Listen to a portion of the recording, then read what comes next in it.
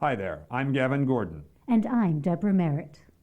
We're here in support of our friend, Frank Stewart. On the night of October 31st, 1987, Frank hosted a live broadcast television special that ran into some technical difficulties. Once our live feed was cut, Frank, his guests, and a number of WNUF crew members went missing. The search for our friends continues, and that's why we're both here. The record you're listening to was produced by WNUF to raise money to fund search efforts for all of the missing parties. Side one of this record is a special treat for fans of Frank. Since joining the WNUF team in 1984, Frank's favorite pastime was investigative reporting. In fact, every Halloween, Frank brought us a creepy-themed news package that showcased and often debunked a local ghost story or other eerie legend. The following archival excerpts are from some of those Halloween broadcasts that showcase Frank's warm charm and truly unique wit. Side two of this record features the work of Louis and Claire Berger, the noted paranormal research team that was with Frank during his last broadcast. The Bergers have been pioneers in the study of supernatural and psychic activity, and the clips you'll be hearing are reproduced from their hard-to-find 1976 LP, Sounds of the Spirit World. So turn up the volume. Dim the lights. And if you have to pull the covers over your head, you can do that too. That's right, folks. It's about to get spooky.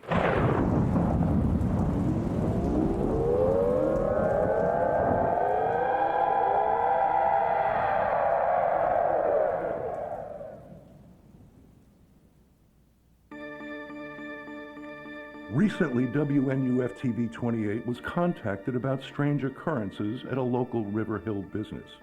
Now, while it's not typical for us to air anyone's dirty laundry, we felt this time it would be appropriate.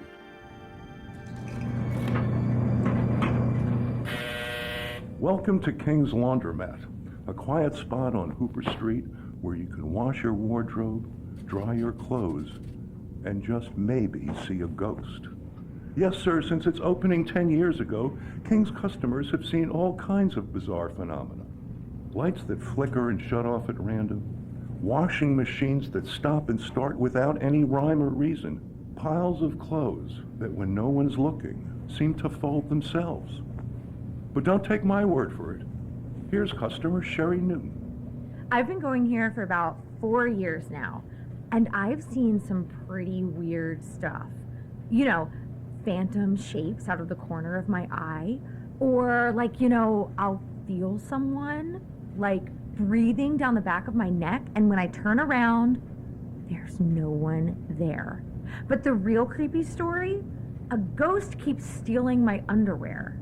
It only takes your underwear? Yeah, it leaves my work clothes alone. I don't know what it is about ghosts and underwear. They must get a kick out of panties or something. But it's not just missing panties. There are other eerie happenings as well. Ask World War II veteran Reggie Hunton. This place is more haunted than a graveyard full of go-karts. All kinds of kookiness. That change machine over there, it eats quarters like some sort of monster. And this dryer, the buzzer will go off, and my clothes aren't even dry yet. It's madness. But where did these phantoms come from? Are these damp sheets covering restless spirits? How exactly did this tale unfold? Upon further research, we uncovered the lurid details. 60 years ago, long before the building was a laundromat, it was a supposed speakeasy run by a notorious group of mobsters known as the Blue Ribbon Boys. Later, the spot itself was the site of a 1972 murder involving a young woman named Mabel Dunning, said to be the girlfriend of infamous mafia ringleader John the Heart Zaza. Is the murdered Mabel the ghost spinning up trouble at King's Laundromat? Could any detergent wash away those ghastly bloodstains? We're not so sure. But here to iron out the details is King's owner, Beatrice Gartley. My business is not haunted. The rumors about the mafia are not true. Before this was a laundromat, It was a VFW haul, and the only thing haunting us is the smell of too much bleach. So, you don't believe in ghosts? I don't think there are any ghosts in this laundromat. Are you saying that for the reputation of your business? No, I'm saying that because I'm not a moron. Well, that's your opinion. Whatever the case, King's Laundromat is hosting something completely unusual. And I, for one, hope it all comes out in the wash. Let's just pray these borax boogeymen leave us warm-blooded patrons alone. In other words, live and let dry.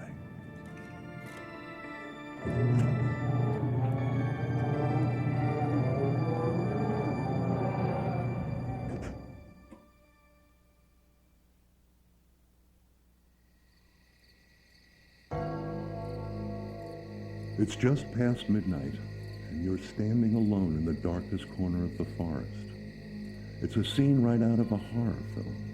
Any second now, you'll hear the grisly sounds of a savage beast. Something like... You've just heard the cry of the Sheepsquatch. I'm Frank Stewart, and no, I'm not pulling the wool over your eyes. For almost a decade, residents of River Hill have reported sightings of a grotesque, snarling monster with white fluffy fur and razor-sharp teeth. First-hand accounts have described the creature as walking upright on two legs and smelling absolutely disgusting. While no photographic evidence of the creature has been captured, the River Hill Sheepsquatch has been causing sheer terror. Citizens have called the police over the mangled remains of smaller woodland creatures like rabbits and squirrels. Someone or something has been ravaging these adorable critters. But is it a Sheepsquatch? WNUF turned to Deputy Sheriff Stephen Bray for his take on this livestock lunacy. Frank, it's impossible. There is no way that a sheep, any type of sheep, would devour other animals in the way we found them. Sheep are herbivores. What are you suggesting, Deputy? Are you saying that this could be a wolf? In sheep's clothing? Sure. If we wanted real answers, I knew we would need to speak with an expert on the subject. Someone to shepherd us through the curious realm of the Sheepsquatch. So I contacted Grover Boone, a retired high school science teacher who now explores the fascinating field of cryptozoology, the study of mysterious animals, like the Loch Ness Monster or the Chestertown Lizard Man. Tell us, Mr. Boone, when did you first hear about the Sheepsquatch? I didn't just hear about it, I saw it firsthand. It was almost 4 years ago. I volunteered as a scout leader at St. Ursula's, and my troop had made camp at a clearing close to High Pike Farms. The boys had gone to bed, and I was tending to the campfire when I heard the most nauseating animalistic grunt ever to come from this region. What did it sound like?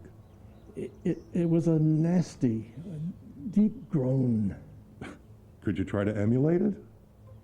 Oh, okay. Bah, bah, bah.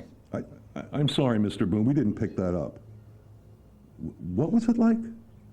Bah, bah. Wow. That is far out. Do it again. Bah, bah. Wild stuff. You heard that. You actually heard that noise. Yes. Well, then what happened? I put out the fire and got in my tent. I was terrified. So, you never actually saw the creature? No, sir. Hearing it was bad enough. But I knew from that point forward I would have to dedicate my life to figuring out just what it was. And all signs point to Sheepsquatch. Grover Boone spent the months and years that followed investigating this area for signs of any evidence. He's taken extensive photographs, made molds of questionable cloven hoof prints. He's even set traps to catch the furry fiend, known only as the River Hill Sheepsquatch. But you know, Mr. Boone isn't the only one looking for the beast. Almost nightly, countless young people drive out to this remote part of the forest. They park their cars in anticipation of a Sheepsquatch sighting. In fact, here's some right now. Hello? Frank Stewart, WNUF TV 28. Are you here looking for the Sheepsquatch? Billy, is that a camera? It's fine, miss. We're professionals. Billy, I want to leave now. Are you two here for the Sheepsquatch? Why don't you mind your own business, buddy? It's okay. We're looking for the Sheepsquatch, too. The River Hill Sheepsquatch. Does it really exist? Or is it a figment of overactive imagination? Whatever the case, residents have been flocking to this gloomy patch of forest looking to catch a glimpse of the supposedly carnivorous creature. Is this beastly entity a threat? Does it have a thirst for blood? Could we all be lambs for the slaughter? We might never know until it's too late.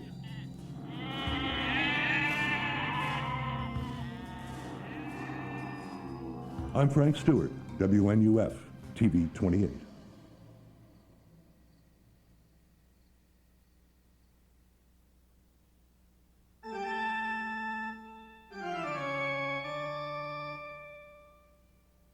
Something is haunting the atmosphere here. A malevolent force of dread that leaves every visitor uneasy. It's hard to describe until you've ventured inside. Welcome to Lemley Park Skate World, where your $5 ticket will get you an all-day pass, plus a hot dog and drink. It's a family-friendly venue with colorful lights and fun for all ages. But there's a strange chill in the air, and it's not coming from the frozen yogurt machine. No, it's something even more chilling. It's a tale of tragedy and revenge, of morbid misfortune and sinister specters. I'm Frank Stewart, and I'm about to investigate the Phantom of the Roller Rink. Opened in 1975, Lemley Park Skate World is a premier destination for folks looking to skate away their worries. In addition to the rink, the venue also provides games in their top-notch arcade and delivers delicious food at their, dare I say, gourmet snack bar.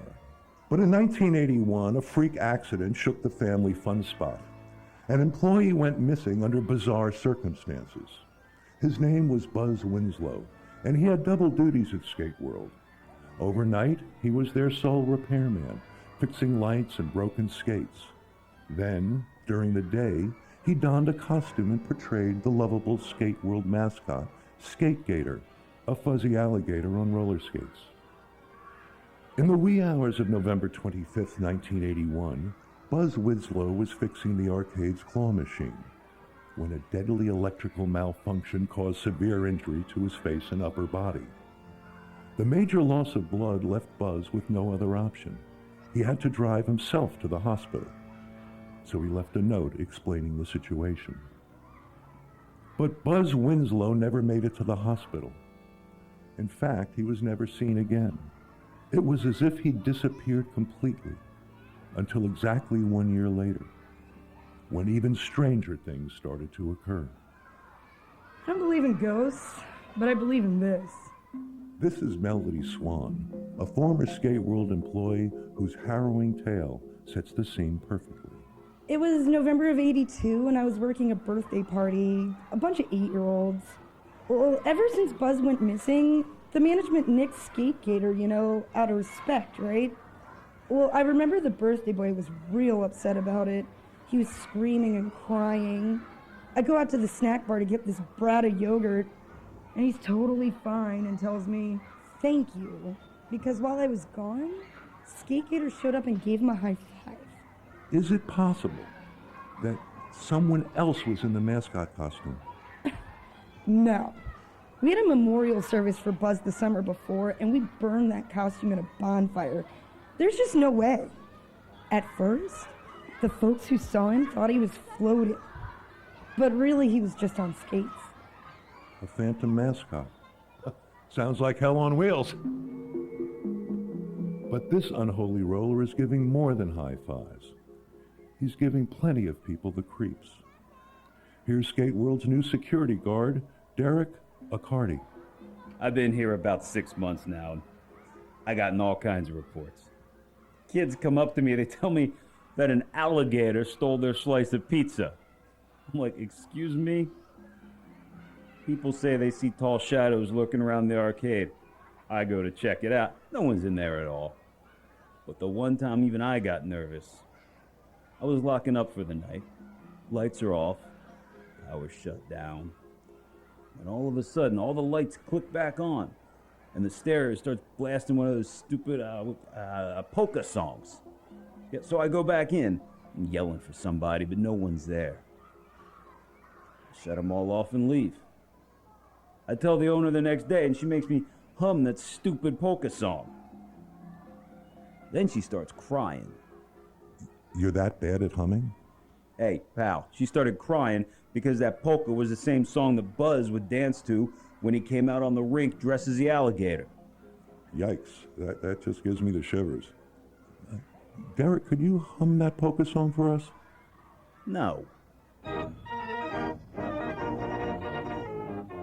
The management at Skate World refused to comment on this story, but did give us full access to their location and some complimentary frozen yogurt. But what's really going on here? Is Skate World haunted by a spirit with unfinished business? Or is there a darker side to this tale? Is Buzz Winslow still alive? Still hiding out at his former job? Now a hideous man, deformed from that ghastly claw machine? Is he waiting, out to seek revenge? Or does he just like dishing out high fives? We may never know the answer to that question, but I can tell you that this frozen yogurt is delicious. You should try some yourself. In fact, all this weekend, in honor of Halloween, Skate World will be giving 15% off admission for anyone wearing a costume. So come on out in your craziest costume, and maybe you too can skate with a ghost. Wherever you end up on October 31st, let me be the first to wish you a happy Halloween. I'm Frank Stewart, WNUF TV 28. The following album contains actual recordings of ghosts and unexplained entities from beyond our earthly world. It is our duty to inform you of the risks associated with listening to this record. When played at certain locations, dates, or times, recordings of ghosts have been known to provoke particular paranormal phenomena, including apparitions, poltergeists, and other dangerous entities. If you believe your home is haunted, please proceed with caution. Listening any further may strengthen any spiritual disturbances you felt already, or it may invite a supernatural force into your home. If you are sick, or if a member of your family is sick, please consider listening at a later date. Evil has the tendency to feed on the weak. Playback of these ghost recordings may cause you or your sick loved one mental and physical harm. If you have children, please use headphones or keep them at a safe distance for the duration. Once you've finished this album, if you believe the entities captured on this record have entered your home, please contact us. We've been studying and researching the field of the paranormal for decades, and we're always happy to take on a new case. Our address is listed inside of this record. Just send us a self-addressed stamped envelope, and we'll be in touch. Despite the dangers I've touched on, we feel it is our duty to share the knowledge we have gained over the years. The purpose of this album is to empower you with an understanding of the spirit world, but you must tread lightly with matters of the occult. Always remember, you respect the dead, and they'll respect you.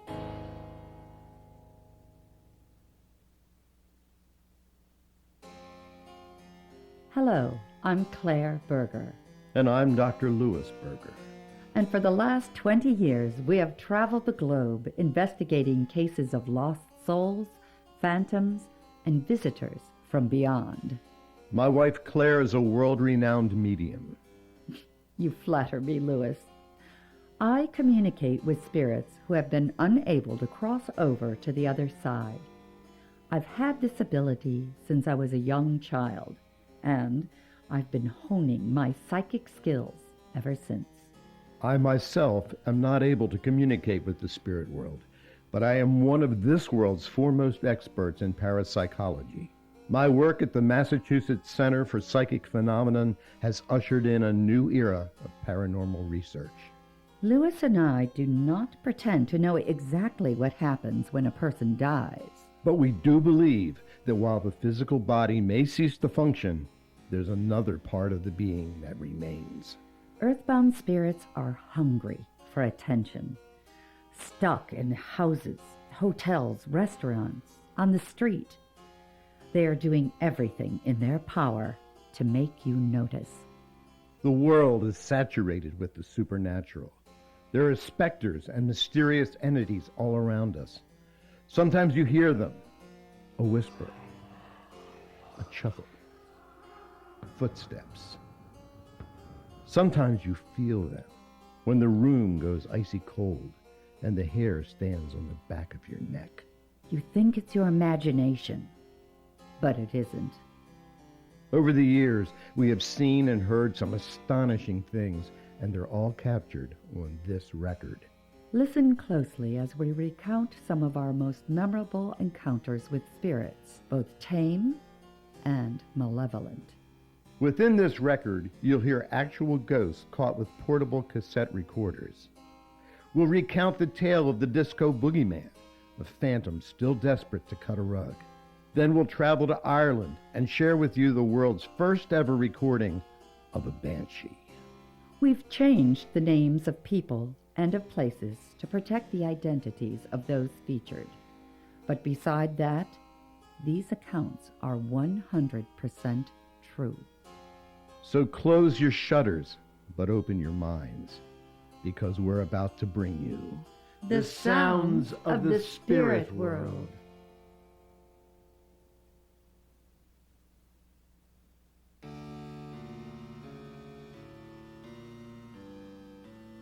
You may think that you've seen a ghost before, but have you ever heard one?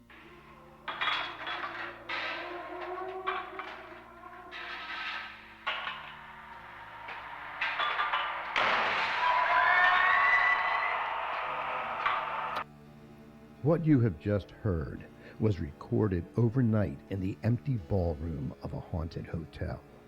It is the most profoundly unsettling and mysterious ghost recording we have ever documented.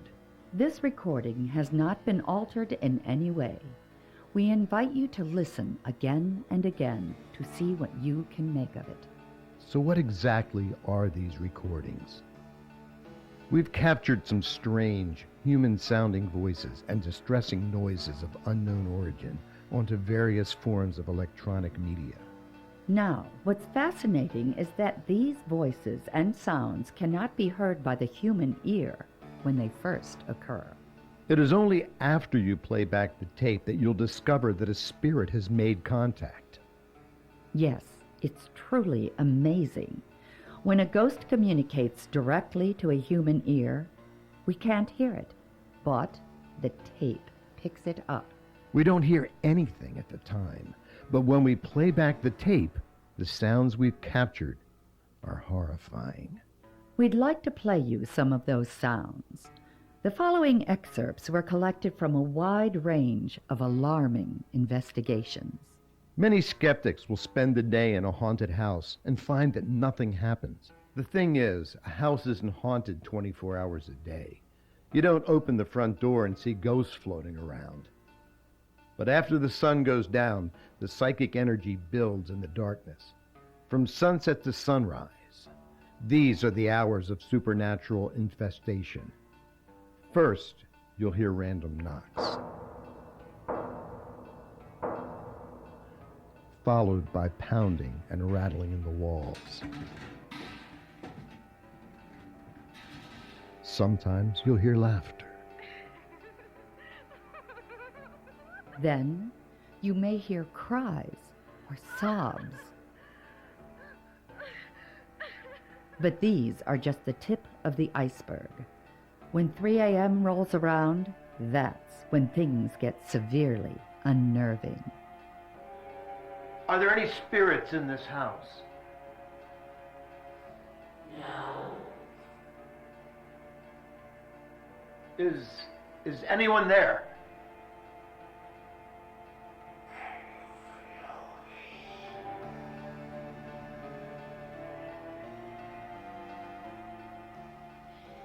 If there are any spirits in this house, please give us a sign.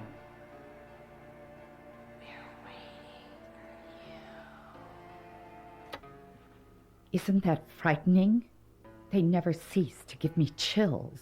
Remember, we heard nothing when we asked the questions. It was only after we played back the tapes that these voices could be heard. We encourage you to record your own. It's really quite simple. Buy an audio recording device. Claire and I prefer portable cassette recorders to reel-to-reel devices. They're more expensive, but their smaller size makes up for the cost. Try to find a unit with an external microphone. Recorders with internal microphones will capture the sounds of the inner gears. And make sure to use brand new tape. The first thing a skeptic will say to discount your recording is that the ghostly voices were caused by previous recordings on the tape. They'll diminish your paranormal evidence, no matter how dramatic or convincing. Once you have identified a location you'd like to investigate, turn on your recorder. Invite any spirits who are present to have a conversation. Be respectful, be polite, and be smart. Yes, do not tease them. You do not want to experience the wrath of an angry entity. Ask simple questions. Names, ages, why they're here. Be clear and be loud. And give them long enough to answer. Listen to your recording very carefully. Sometimes the sounds are so low, they're easy to miss. If you capture something worth sharing, please send a copy to us along with a self-addressed stamped envelope. We'll gladly review your material and send you correspondence if we feel that you should hire us for a professional investigation.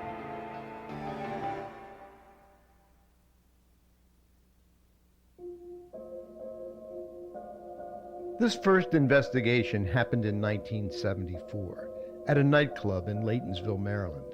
Something was going bump in the night, but it wasn't the music at the disco.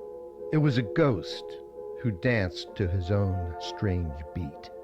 We like to call this one the case of the Disco Boogeyman.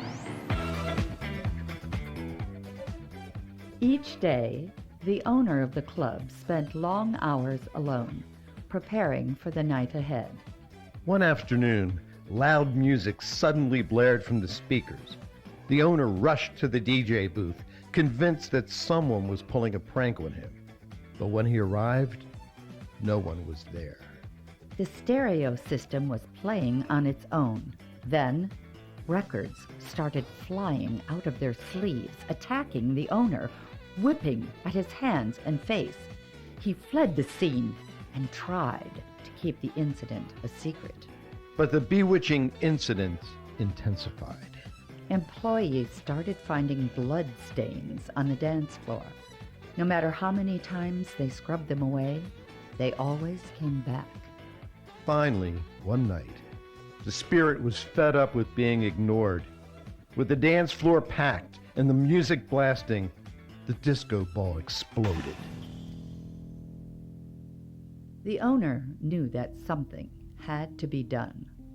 That's when he called us.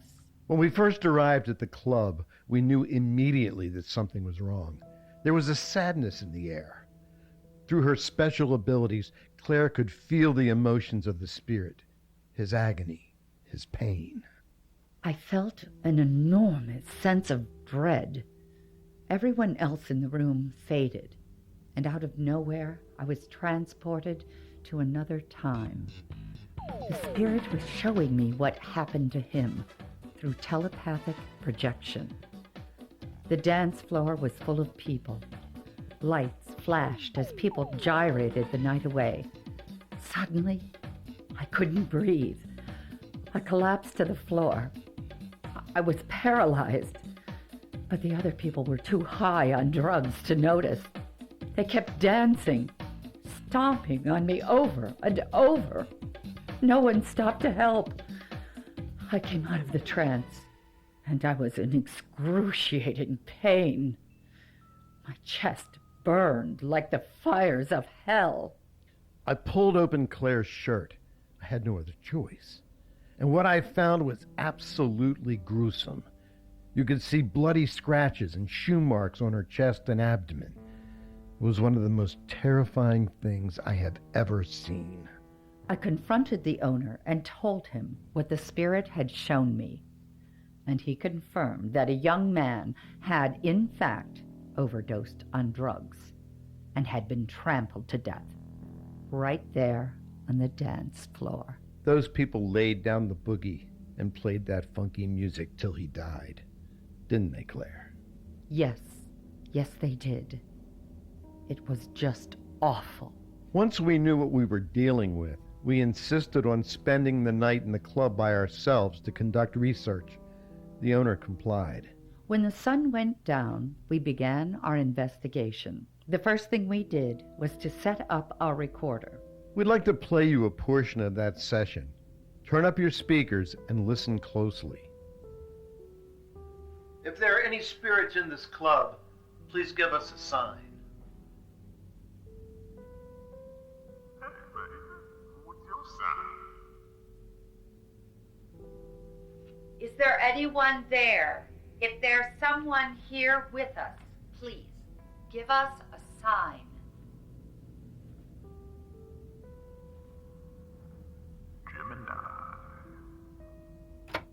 Isn't that incredible? Absolutely astounding. We're not jiving you, friends. That was real. Now remember, we couldn't hear anything the entity was saying. It was only after we played back the tape that we realized we had made contact. And once we played back that tape, this spirit knew that we could hear him. He knew that he had our attention. And that's when things got really funky. We both saw smoke begin to plume from the club's fog machine, filling the dance floor. The lights sparked to life. Disco music blared from the speakers.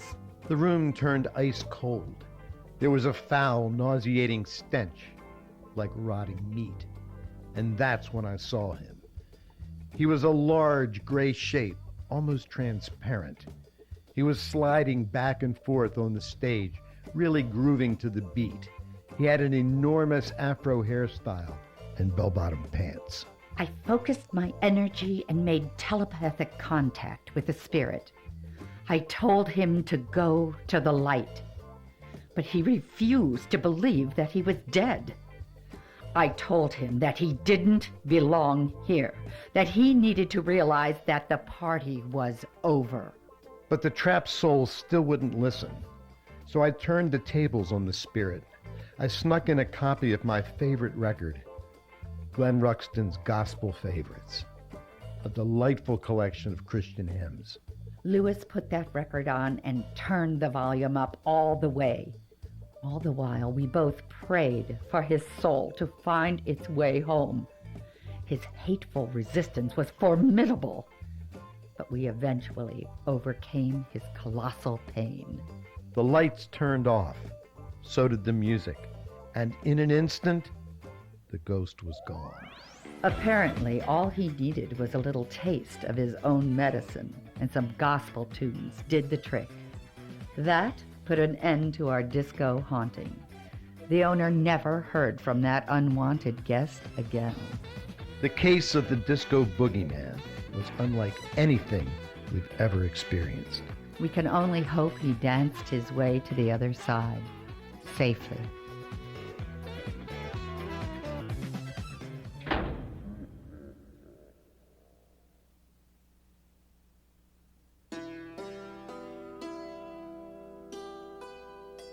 Most consider the Banshee to be a creature of legend. A form of Grim Reaper whose ghastly shriek warns the living that death is imminent. If you hear the Banshee's cry, someone you love is going to die. If you see a Banshee, you are going to die. The tale of the Banshee has a strong connection with the 6 great Gaelic families: the Kavanaghs, the McMenamins, the O'Briens, the O'Grady's, the O'Longs, and the O'Neills. In the winter of 1973, fact and folklore collided at a small hospital in the Irish town of Hessler. There, villagers claimed to have multiple encounters with a monstrous wraith whose deafening wails brought doom to those who heard it. Patients who traced their lineage to the 6 great Gaelic families were dying of strange and unexplained circumstances. It was a medical mystery. At night, nurses reported hearing the terrible screams of a woman, only to find their patients dead in the morning. The superstitious locals were convinced it was the work of a banshee. Banshees are not known for attacking the living, but this one was different. A young nurse had a horrifying brush with the creature. One night, she was patrolling the halls and took note of a rancid odor. Down the hall, she saw a cloaked woman floating. The banshee turned and looked her in the eyes. Her face was white as a sheet, and her eyes were black as night. The banshee let out a scream so loud and shrill that it caused the nurse's eardrums to burst. She told the doctor on duty every detail, but he didn't believe her. The next day, she dropped dead of an apparent heart attack. She had no previous history of health problems. An unspeakable evil was preying on this hospital, something many believed had only existed in legends. The hospital staff was desperate. They turned to us and paid for our journey to Ireland in hopes that we could put an end to this nightmare. The hospital president was quite the skeptic, but he humored his staff and allowed us to conduct our investigation. On the night we arrived, we began at the edge of the woods surrounding the hospital, where the sounds of the banshee seemed to originate. We kept our ears open for the infamous screams of terror. That night was rainy and damp with a chill in the air. The locals had made us a traditional concoction of herbs that were used to attract the banshee. We sprinkled them around the hospital perimeter, hoping to draw her out. Out of nowhere, we heard the deadly wails coming from the woods. I felt a freezing cold hand clench my shoulder and sniffed a disgusting stink in the air. The spirit made telepathic contact with me. I could feel her despair. She was filled with rage, vengeful. She told me she hated all those who were living, especially me. I was paralyzed by fear. I'd never encountered such a vicious presence. I scrambled for the recorder and quickly flicked it on. Here is what we captured. Be advised, if you are a blood relation to one of the 6 great Gaelic families, these recordings have the potential to cause you physical or emotional harm. We call on the spirit of the Banshee. Please come forward and let us hear your cry.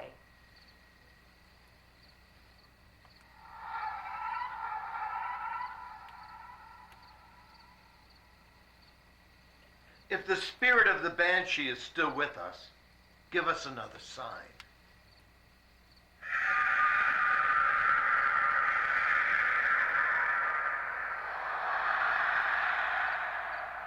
Did you hear that? Because I certainly did. It's okay, Claire. Continue. Who are you? Identify yourself.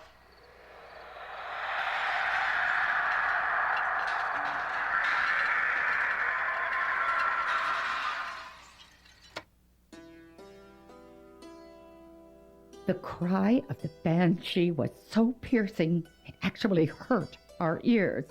It was excruciating. Blood oozed out of Claire's ear. The Banshee's cries caused her physical pain. It was incredible. I was terrified. I thought, this is it. I'm done for. But luckily, I had an ace in the hole. When we landed at the airport, I had discovered a four-leaf clover in a nearby meadow. I pocketed the lucky artifact in hopes that its magical components could help us later. And boy, did they ever. Lewis held out his clover and hoped he'd get lucky. And he did. The Banshee was furious, but she weaved back and forth, entranced under the spell of the four-leaf clover. In an instant, she transformed into a green mist and drifted away into the dreary darkness of the woods. Would she come back? We weren't sure. But it was the best we could do. We reported our findings to the hospital president and played the whales we had captured. We urged him not to admit any more patients whose lineage could be traced to the 6 great Gaelic families. The president was a skeptic and laughed at us. He refused to believe that a banshee was haunting his hospital. Sadly, after we left, patients who were blood relatives of the 6 great Gaelic families continued to die of bizarre and unexplained circumstances. Many locals still insist that the Banshee is responsible. While skeptics disagree, Lewis and I believe that banshees do exist. We've stared them down face to face and heard their sorrowful song. Remember, friends, death is out there, waiting for us all, and the Banshee always knows whose time is up.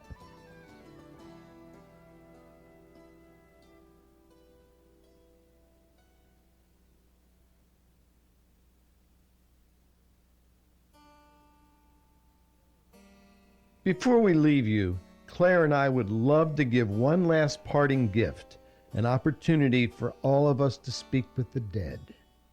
We will walk you through the process of a seance, step by step, in the hope that you, too, may communicate with the spirit world. First things first, wait for sundown. Then, find a quiet place in your home, somewhere calm, where you can focus easily. If possible, use a room with a rounded table so that all participants can face each other. Next, gather candles and place them in the center of the table. You'll need at least 3. Now, light them one by one, and then turn out any lamps or overhead lighting in the room. Make sure that everyone you have invited to your seance believes, or at least has an open mind. Otherwise, it may not be successful. Spirits do not like skeptics. For a seance to be effective, we recommend that you share the session with at least 4 living individuals. Once everyone is at the table, link your hands together. Extend your right hand to the person on your right and your left hand to the person on your left. This creates a physical bond to the earthly world and allows each member of the group to stay connected while venturing deep into the spirit world. Once the lights are out, the candles are lit, and everyone is holding hands. We advise participants to close their eyes. This stops any other distraction from worming its way into your brain. It's best for one person to be the voice of communication with visitors from beyond. I will be taking on that role on this recording. Normally, you will go into a seance with a specific spirit that you wish to summon, a dearly departed family member, friend, or a loved one. For the purpose of this record, Claire will keep things open-ended so that you may learn the ways of the ritual. We will simply ask for any spirit instead of a specified guest. Now, let's begin. Are there any spirits here with us tonight? If you are here, please give us a sign. Signs come in many different ways. Perhaps a tap on the window or a flicker of the flame. If you would like to ask the spirit for a specific sign, feel free to do so. but understand that not every ghost has the ability to perform all types of activities. They are limited in their means of communicating with the living. Now we're going to ask some questions. Please tap once for yes and tap twice for no. Did you like this record? Incredible. We've made contact. I hope our friends at home have made contact as well. Are there any other paranormal investigators that hold a candle to what we do?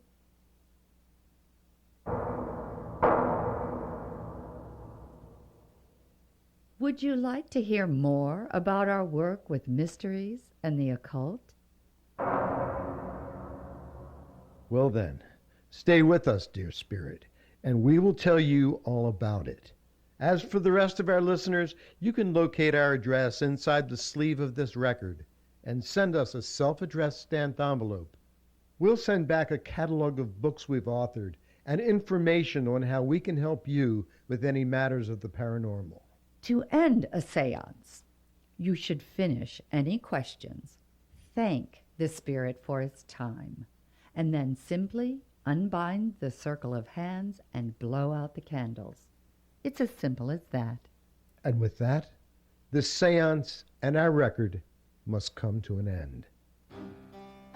We hope you found it enlightening and captivating. Until the next time, always remember, respect the dead, and they will respect you.